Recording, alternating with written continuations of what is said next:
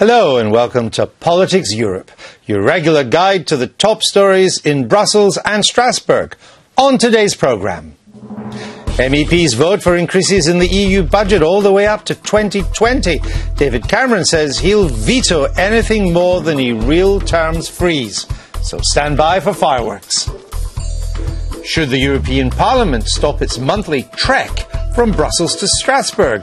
We'll report on the latest campaign by MEPs to keep the Parliament in one place. MEPs vote against the appointment of this man to the board of the European Central Bank because of the lack of women at the top. And in the latest in our series, the A to Z of Europe, Adam meets the man who heads the snappily titled UKIP. My job is to make sure the UK's voice is heard and that UK interests are promoted and protected here.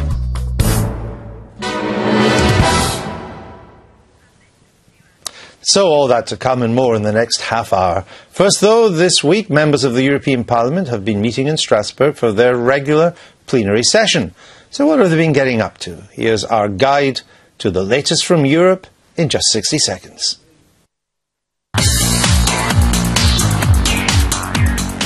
The scene is set for a showdown after MEPs rejected the position of all 27 national governments on next year's EU budget. MEPs voted for a rise of 6.8%. The governments want to limit any increase to 2.8%, but the Commissioner for Budgets said they were ignoring reality. We cannot endorse the Council's decision to cut by more than 5 billion our proposal. The appointment of Luxembourg's central banker Yves Mersch to the all-male board of the European Central Bank has angered those who want to see more female candidates for the job. Ever struggled to get compensation for a delayed flight or lost luggage? MEPs agree with you, and they've adopted a resolution calling for passenger rights to be enforced across the EU. The European Commission's backed plans for 10 countries to launch a so-called Robin Hood tax on financial transactions. The EU couldn't get all 27 members to agree, but the 10, including France and Germany, want to carry on regardless.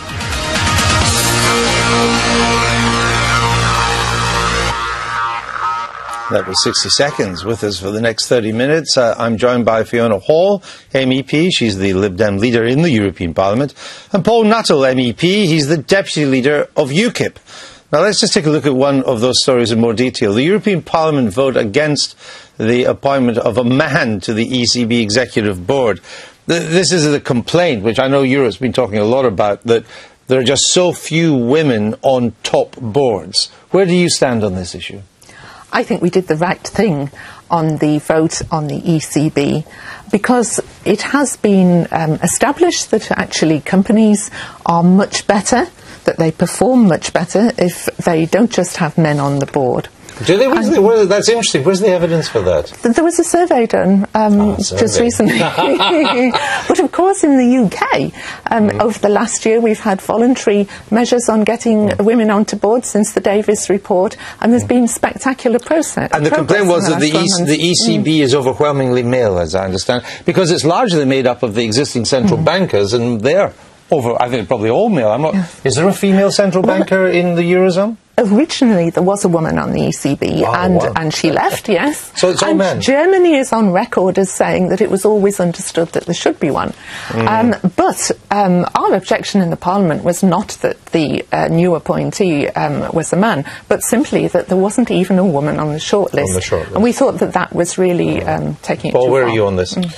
Well, I just believe in a meritocracy. I think if you're good enough, it doesn't matter whether you're a man or a woman, you should get the job. And what is interesting is that Angela Merkel has swung behind this man to get the job today. And the last time I looked, Angela Merkel was a woman. So Mr. Sarkozy didn't always think that.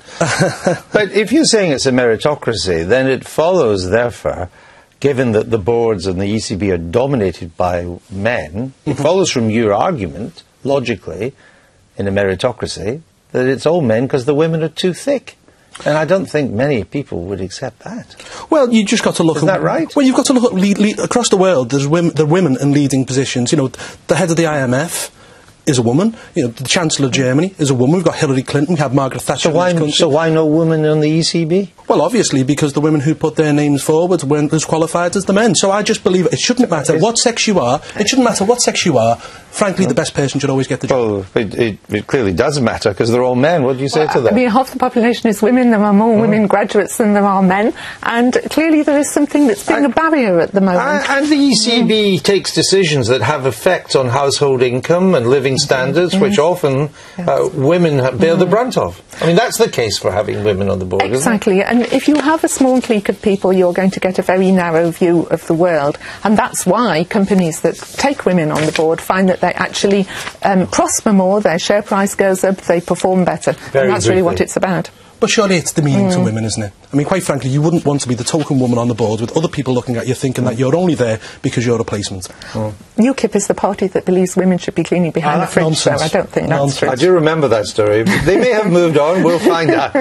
Anyway, the stage is set for more fireworks over the EU's budget, and there's a lot at stake. First, this week, the European Commission asked member states to stump up another €6 billion. That was simply to help fill a €9 billion gap in the EU's finances just up to the end of this year.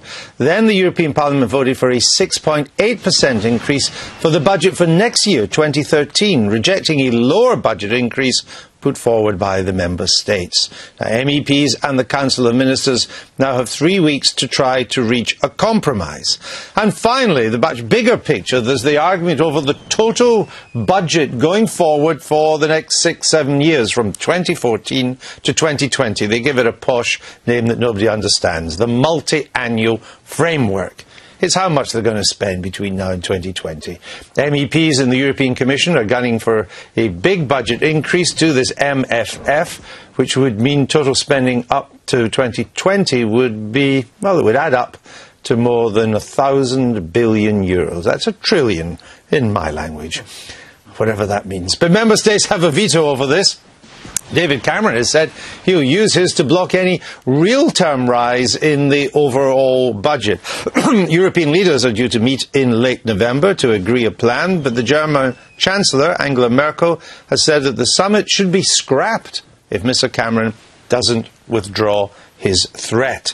So, plenty to talk about here. Let's go to the Spanish MEP, Salvador Garriga Polledo, who sits on the European Parliament Budget Committee. Looks like you've got a lot to resolve here for this year, next year, and for the next 6 years. Will you get a settlement, do you think, on all of this?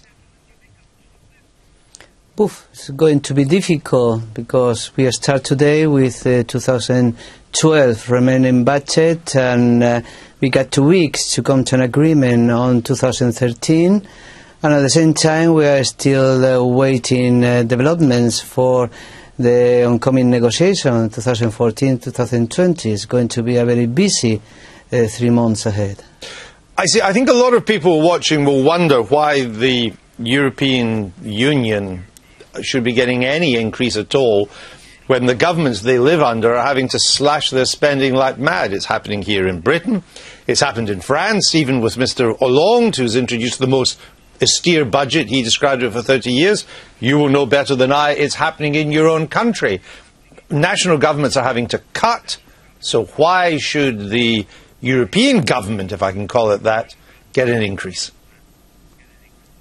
Well, it depends how is the idea about Europe that different politicians have. The idea is that even in Spain they are slashing the annual budget, but at the same time we consider that the European budget should incorporate the European added value. Does it mean that the money spent in 27 member states is not so effective spent at on the European level? At least is the driving idea for the European Parliament. You think that the money spent more effectively at the European level than the national level? I mean, the EU's accounts haven't been approved for about 13 years now. So how can it be more effective in spending than the Madrid government or the Paris government or the London government? Because we truly believe that the communitarian expenditure is going to be more effective, especially because we are dealing with common agricultural policy, cohesion policy, research, innovation. I understand that. We leave it there, Mr. Garriga Polideo. Thank you for joining us. Fiona, what should the British government's strategy, or even narrow it down, tactics be in this European budget formation period we're about to go into? I think it's a mistake to say at the beginning that we might walk out, because there are a lot of negotiations ahead, and that's not the way you normally go into negotiations. I agree that in this time of austerity, we shouldn't be looking at a budget rise, but we also need to be looking at other aspects of the budget. We need to make sure there's a review in there, because we all know that we are beginning to come out of recession, and in a couple of years then that will be the moment to invest. And we also have to make sure that the money that we got is spent more efficiently. At the moment, you're not allowed to swap money between different headings or roll money over to the next year. That's stupid. But just to clarify, though, you say you agree that the budget should be frozen in real terms, if not for all of the 2014 to 2020 period, certainly maybe for 14, 15 and or 16. I think as part of a package where we look at these other aspects as well and make sure that we get the proper efficient use out of the money that we do have. And if I could just say on the just briefly, 'cause I need to the accounts being signed off, you know, it's the countries of Europe, the countries like the UK who are responsible for that. It's the Department of Work and Pensions which has never had its accounts signed off. It's not actually what's spent at the European level. But you understand the point I was making, which is that a lot of people have huge doubts as to whether money at the European level is spent more efficiently than at the national level, when we don't even think it's that efficient at the national level. Well, Andrew, you said it was 13 years that the accounts haven't been signed off. It's 17. Well, there you That's go. just I'm behind the times. I mean, this is completely indefensible when we've got cuts in our own country and we're living in times of austerity. The European Parliament has basically voted to increase our contributions by $2 billion a year. It's something we can't afford, and it's something I'm sure the people of this country... So what do you think the British government should do? Well, I think that we should just reject it completely. I think that I would like to see the budget reduced significantly. I suspect what will happen is that Cameron will go into negotiation. If you remember a couple of years ago, he got on the train at St Pancras, the Eurostar, and said, I'm going to go over to Brussels, I'm going to be the hard man, we're going to have a freeze. By the time he got off in Brussels, he was prepared to accept a 2.9% increase. Right, but if he vetoes it, or if he walks out, or if there is simply no deal because they want to avoid a British veto, as Chancellor Merkel is suggesting, then you know what happens as an MEP. The budget, this year's budget, is automatically rolled over with a 2% increase. So you get, and there's no veto on that. So would that be a sensible strategy? Well, what Cameron's got to do is he's got to go there and he's got to play hardball. Sure. Quite frankly, if he has to walk out, I believe he should. But then the walk out. budget goes up. But the budget will go forward anyway. But frankly, the European Parliament wanted to be a 6.8% increase, which quite frankly will take our contributions to 16.3 billion. But I didn't get the answer to this. Is a difficult dilemma for the British negotiating position. You got to play hardball, otherwise it just won't play in this country at all.